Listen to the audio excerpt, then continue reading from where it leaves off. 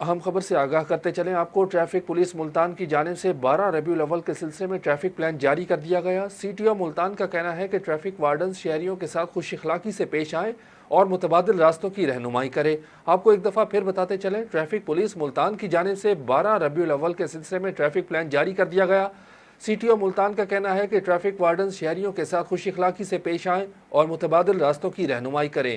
اسی پر مزید بات کر لیتے ہیں deputy bureau chief Shahroz Khan سے۔ جی شہروز، بتائیے گا کیا تفصیلات ہیں؟ جی، ٹریفک پولیس ملتان کی طرف سے 12 ربیع الاول کے سلسلے میں ٹریفک پلان جاری کر دیا گیا ہے۔ اس موقع پر سی ٹی او ملتان نے ڈیوٹی پر معمول اہلکاروں کو حکم بھی دیا ہے کہ شہریوں کے ساتھ خوش اخلاقی سے پیش آئیں اور متبادل راستوں کی رہنمائی بھی کریں۔